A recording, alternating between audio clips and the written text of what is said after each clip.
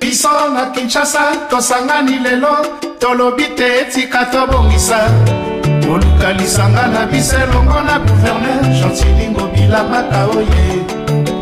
population ya Kinshasa jeunesse capitale basengi lelo po babongisa bosoto oyo eza bakontinue bazotya te eza biso moko bakongolais nde tozotya bosoto eloko tozosenga volonté ezala na biso moko bakongolais sache yango wana mokonzi na biso papa Gentini atieli biso soko omeli mai na yo oke kobwaka na sache wana po mboka na biso ezala bopeto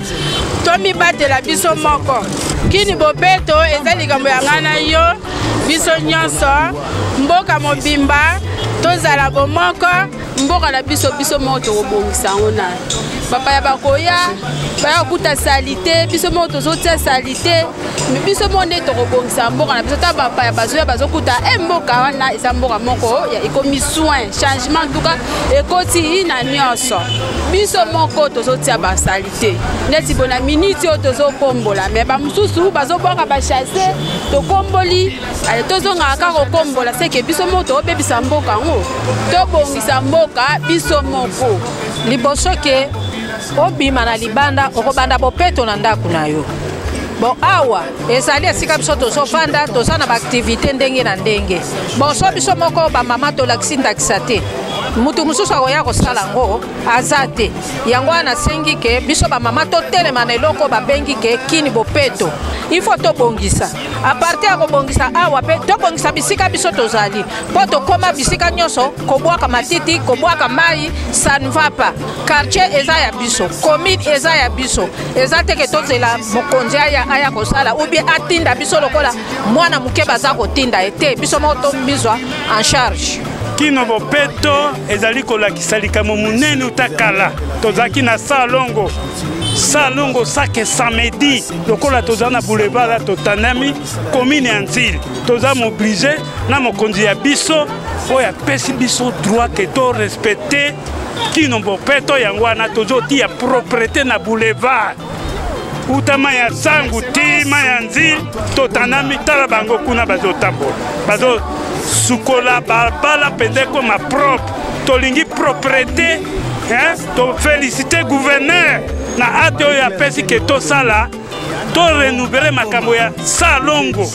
na bosenga na jeunesse na biso ya lelo ndenge baza kokola bayebake kovanda na bosoto ezalaka malamu te tala bakulutu na biso bazalaki na propriété biso mpe tolanda bizaleli wana ndenge totelema na boulevard na ordre ya gouverneur ndenge apesaki mibeko ya kini bopeto mpe sur commandement ya mokonzi na biso ya Njili bourgmestre toali derrière yango toye bosoutenir problème ya kini bopeto na commune ya Njili nga nazali mama oyo penza natondisami na esengo mpona mokolo ya lelo oyo ndenge bayo kozwa biso mpo toyo kosala kini bopeto na kala Kisasa ezalaka kini label mais lelo oyo tozomona Kisasa ekomi lokola kini poubelle yango wana eloko wana biso bamama vraiment tozosepela na yango te yango tozosenga meme ata na bana na biso bazala penza lolenge ndenge ezalaka na ntango ya kala kini ezalaka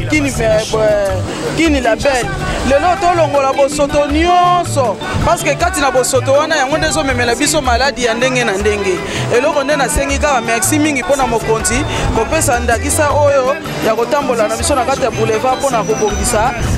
mboka na biso nga na kopesa conseil na bakinois nyonso yebake yoza kinois mboka oyo moto akolinga ngo koleka yo moko aza te alors zwa conscience partout ovanda ata na quartier na yo bongisa place ovandi kozwa salite te otyaka pembeni mpo leta ya kolongola donc moto akolongola salite sa pembeni ezaka yo moko donc bongisa vraimen place ovandi afike mboka na biso ebonga alors soki tokobongisa te moto akobongisa biso aza te donc moto nyonso zwa conscience donc nyonso azwa conscience kino bopeto eza etali kinoa nyonso en général esepeli so makasi tomoni papa akanisi biso mpona problème ya bopeto kini bopeto opération sokola boulevard tosepeli makasi Kinshasa bopeto eza likambo ya yo ya ngai ya biso nyonso mpona bopeto ya Kinshasa tosaproprie nango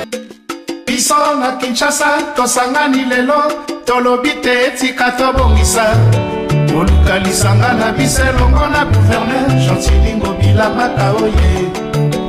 population ya Kinshasa jeunesse capitale basengi lelo po babongisa